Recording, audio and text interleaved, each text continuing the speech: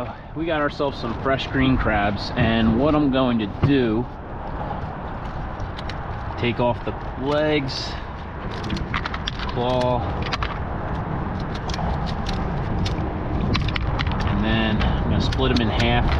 Now I do have some bigger crabs that are much larger than that one I just split that I'm going to probably quarter, but if they're that size I'm going to half them. And all I'm going to do, like that size bait to me is perfect. So, you know, maybe the size of a $50, if people even know what a $50 looks like anymore. But that's how I like to fish them on a jig. The hook's, you know, right where the meat is. All right, let's drop her down. All right, let's drop her down.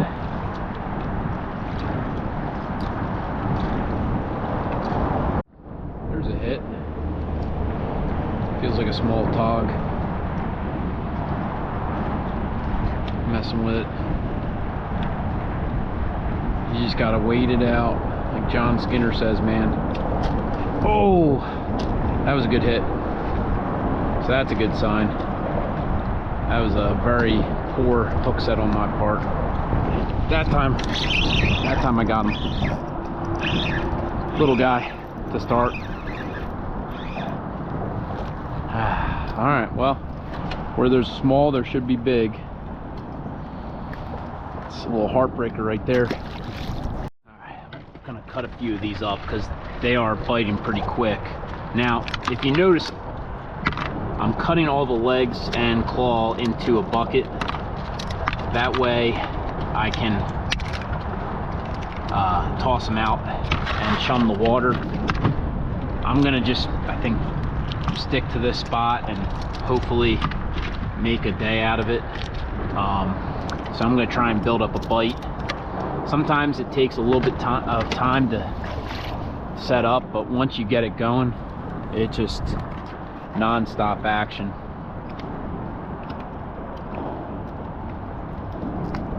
That's the goal today, is to get some non-stop action. I was up on the fence of, do I want a striper fish or do I want a tog fish? But the stripers, in my opinion, pick up as it gets colder, and it's been pretty warm recently. So I'm gonna wait a few weeks maybe before I go out. Oh, there we go. That's a nice fish. That's a nice tog.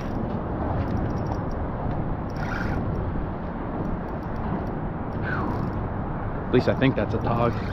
Yeah, it's gotta be a tog. I feel that telltale. If you look at my rod tip, you see that pull. Striper would be a little bit more of a deeper run than what this fish is giving us, but that's definitely a tog.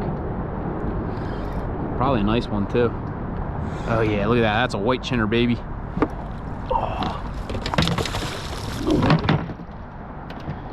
That would be what we would consider a keeper size tog in New Jersey. They have to be 15 inches to keep. That guy is gonna be well over 15.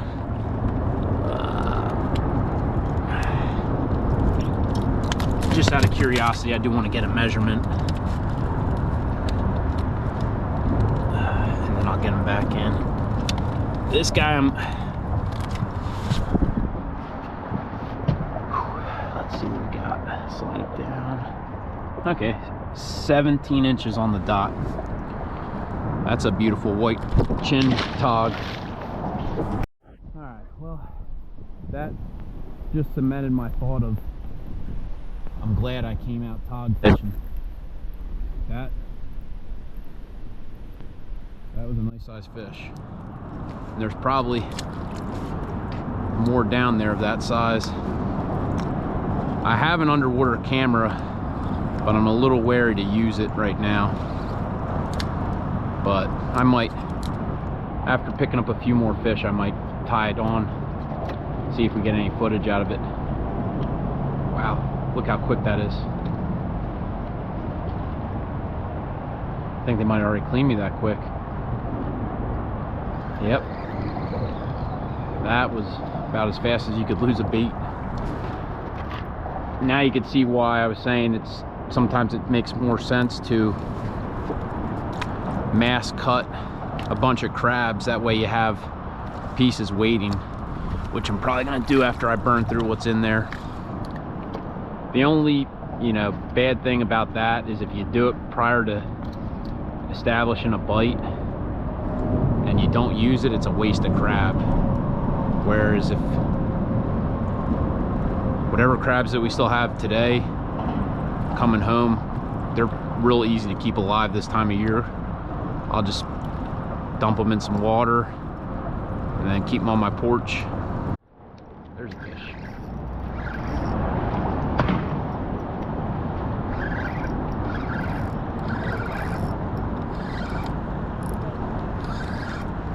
Little guy.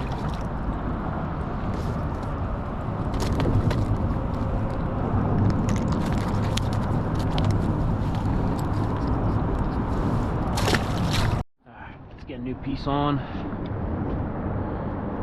Biggest advice I could give you if you're new to this is watch your line, man. It's not usually a waiting game. It's, if the bite's like it is today, you're literally watching your line as it drops, waiting for it to, you know, hit that slack moment like that, and then pretty much finger ready to go. Like, look how quick we're getting hits. Yeah. I mean, if I don't pay attention and I let my line stay slack, that's when you run into issues. One, you lose your bait. Two, they run you into structure. Like, they're very smart fish, even though most people don't believe that. But they, the big ones instantly run for structure. I don't know if it's an innate, you know, in their mind that they've been caught before and they kind of know what's going to happen if they don't run away. I mean, we're on bottom now, and look, I mean, geez. Probably a few more bites and I'm going to drop my underwater camera down. Even if we don't get any footage, I'd rather give it a shot. The tide has officially kind of hit that standstill spot, so I'm moving down to a lighter jig and a stiffer rod. That rod I was using earlier is great, but if I'm being honest with you, if I'm fishing Tautog, sheep's head, nothing really compares to the Jigging World rods, in my opinion. Everybody's got their own preference. For me, I just seem to like the action on it a lot better than my other rods.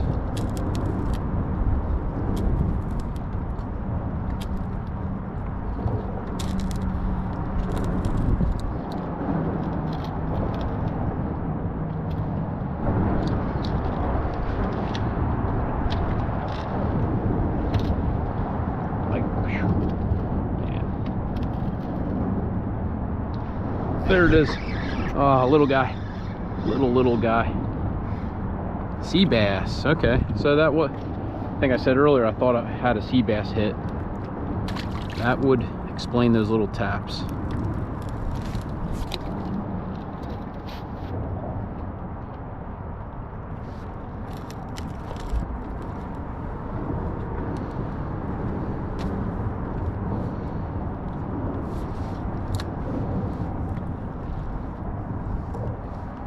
The only disadvantage with these lighter jigs is it just takes a little bit longer to get to where you need to go, but not that long.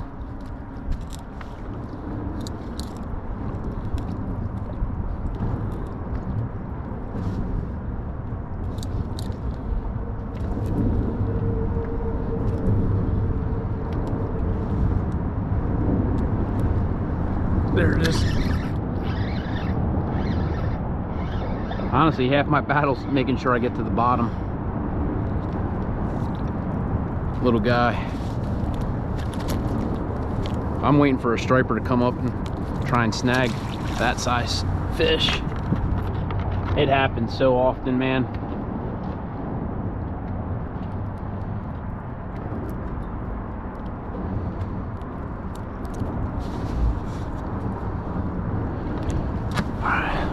my hands. That's the only other bad thing I will say about green crabs is compared to like sand fleas or other, you know, types of bait you can use for tog, it's a little bit messier.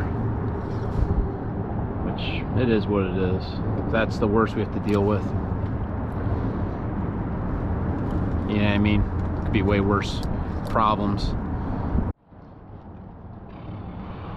There's something about this fishing that I'm gonna miss in the winter when it's gone. I mean, there is a winter tog season here, but you gotta run offshore. There are fish that hold over in the winter, but very, very hard to catch. And usually the conditions aren't really ideal for it. So that's why you gotta take advantage of it while you got it in the back bay, man.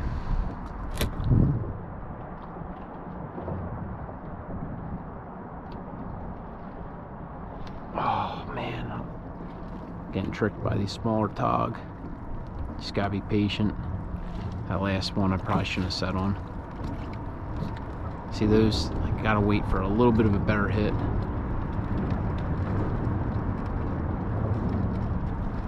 Not like that. There we go.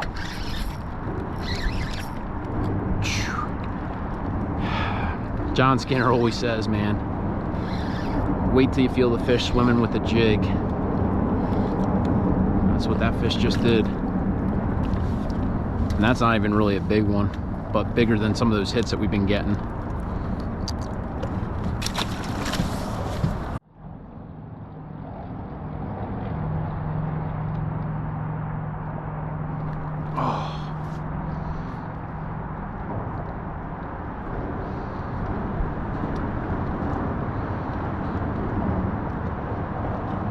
There it is. Oyster again. Oyster toad.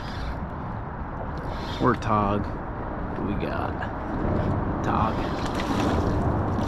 He's fighting like an oyster toadfish.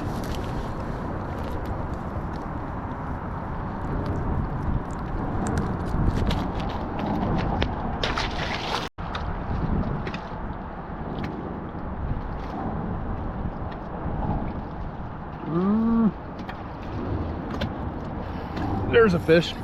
Oh wow, that was a fish that picked up that whole crab. Wow, that's a big fish. Oh, and he's got me in something. Wow, maybe I should be putting a whole crab on, weed out some of these smaller fish.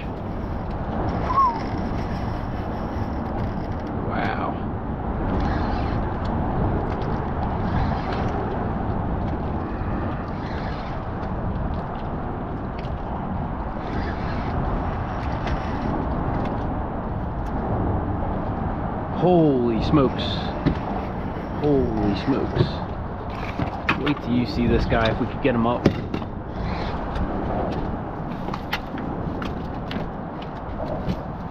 Wow. That is an absolute monster. Look at that guy. And he swallowed that crab. Oh, look at this guy. That's a great back bay tog right there. Man, you're lucky. Any other boat, you'd be going home for dinner. Alright, go back down here. For a while, we were getting a lot of oyster toadfish. And honestly, if I was looking to keep something, I'd probably keep a few of them big ones. In my opinion, I think they're better eaten than tog, but some people think I'm crazy. If you're interested in seeing a video where we do a catch and cook, I'll post it up here.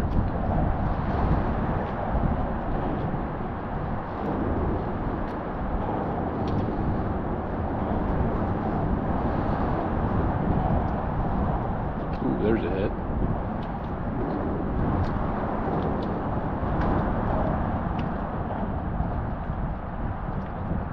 Just not big enough for me to set on. That one was. Oh man. Oh man. That guy's gonna get me in there, I know he is. Yeah. Yeah, he's trying to. That's a nice fish. Wow. That's a nice fish.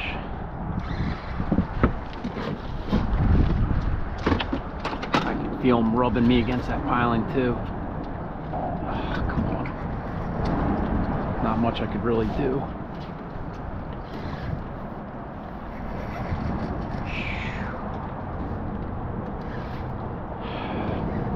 There's a reason too I don't change my line until I'm done tog fishing, because it gets so chafed from all these bridges that we fish. Wow, look at that guy. Wow. That might be bigger than that first one we had. Got him. Maybe about the same, cookie cutter. Whew. Look at that, man. Oh man, he's happy to see us. Alright.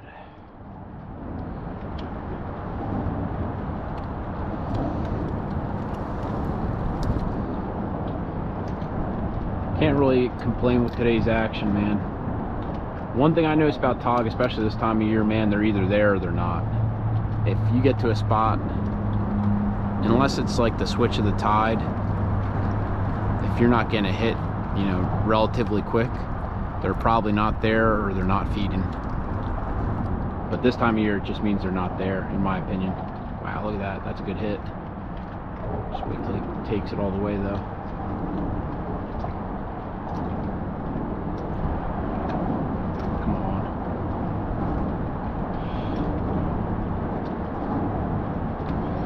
There he goes. Swam up with it. And sometimes you got to set on the slack. I don't say it enough in the videos, especially if you're fishing suspended up. As soon as you feel that line go slack, set that hook. Because what that means is they're swimming up with it, or they're swimming off with it in a direction that you're not really holding for.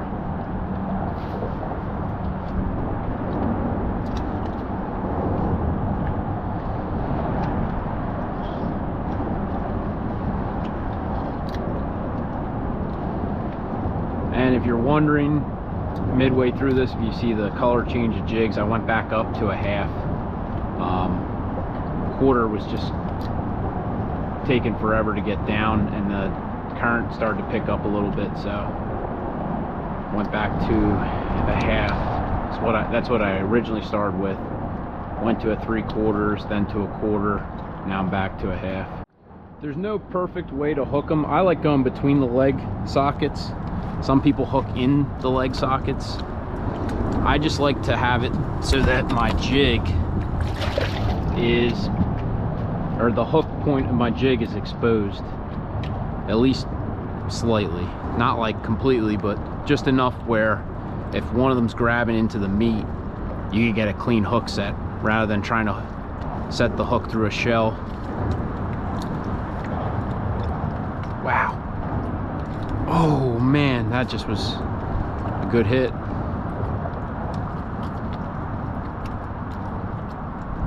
Wow. Oh man, I'm not very good hook set right there.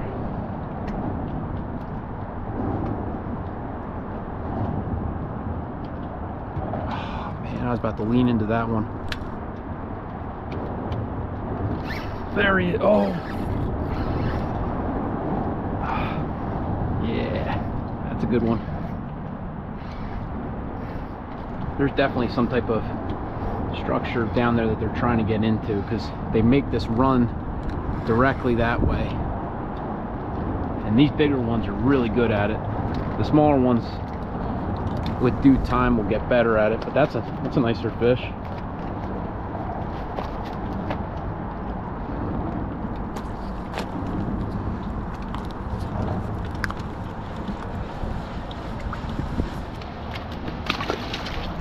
Fishing's this good, man, it's what I refer to as drop and hook.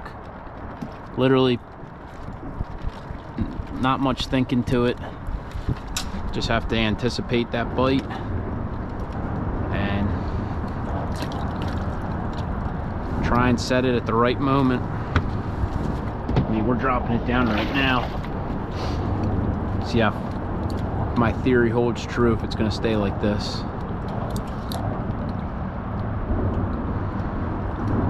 Yep. Oh, look, already gotten. Oh man, that could have been it right there.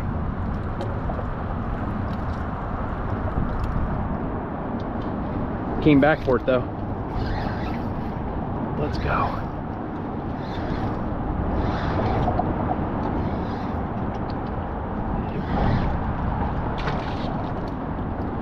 That one has some funky colors to him, man. Kind of looked like a sheep's head coming up. But from what I understand, the coloring on them just differentiates the males and the females, which I believe this is a female.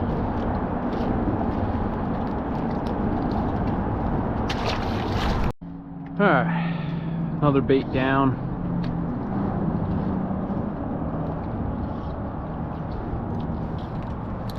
We haven't used as many crabs as I thought I would. I only had 2 dozen to begin with, and we've been getting like 4 baits out of each one. In reality, I probably would have been fine with just 12, but I'm gonna keep them, maybe sneak back out one day after work this week. Gotta get out here while I can before that water temp really drops.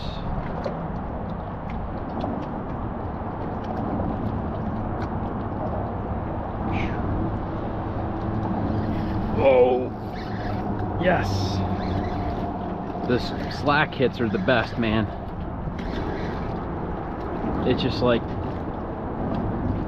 such a thrill when you, the only thing I could compare it to is like float fishing. When you see that bobber go under, I get that same feeling when you feel your line go slack, because you know something good's about to happen.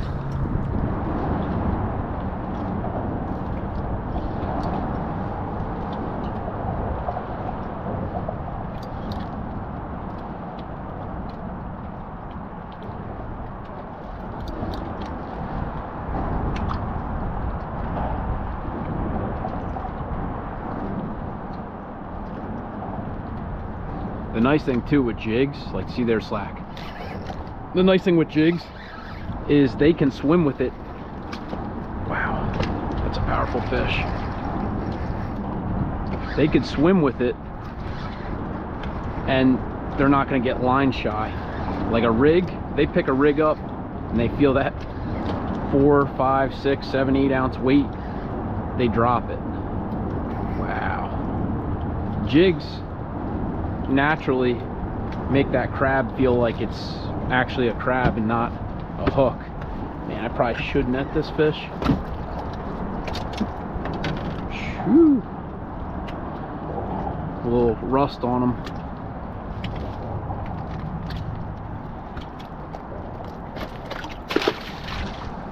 Alright, so I'm gonna test it out. You know what? I have nothing to lose. Right now I'm just putting a jig on the bottom of this rig that's tied to the camera.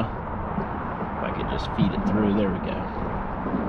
And what I'm gonna do is hook it up to my heavy duty rod and drop it down. It's got 2 hooks on it, and pretty much I put it on the heaviest possible rod and line I got. So hopefully if we get snagged into something, it just snags, it rips the rig off. The rig's tied with 10-pound test, which those of you who tog fish know that ideally not many people fish with 10-pound tests for tog, because you could run into a piece of structure and instantly lose that bait. And I'm gonna fight my natural instinct of wanting to set the hook, because I really don't want to try and catch something on this. I'd rather just catch them feeding, if that makes sense. So all I'm gonna do press that button, that'll turn it on. Should hear a beep here.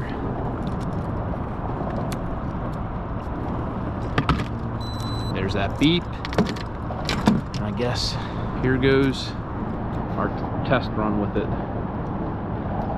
And I'm staying a little bit further off of this just so I don't snag into something.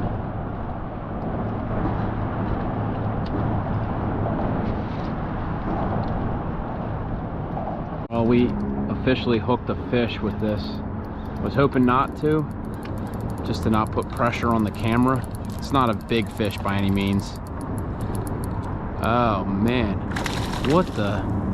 Talk about, I've never seen that before, a 2-for-1. What are the odds of that? And the 10-pound test held up. Oh, that's amazing in my book. I didn't think that was gonna hold. It's a monster toadfish too.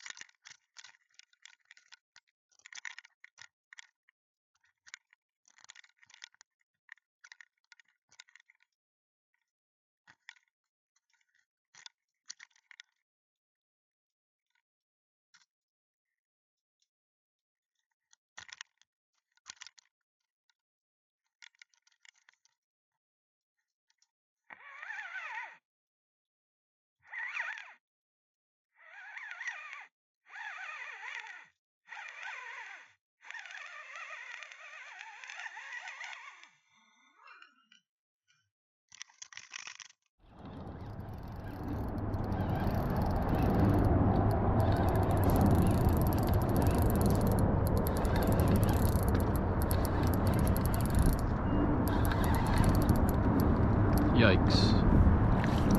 Gotten some monster toads.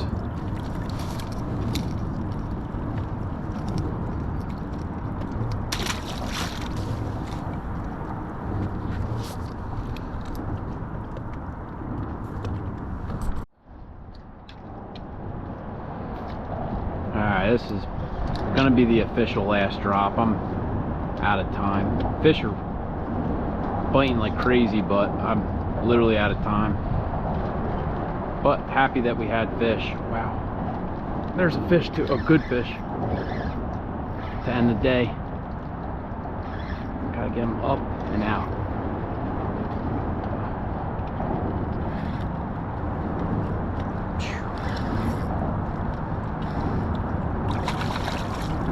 Oh yeah, that's a nice one. That would have been a keeper too. Woo!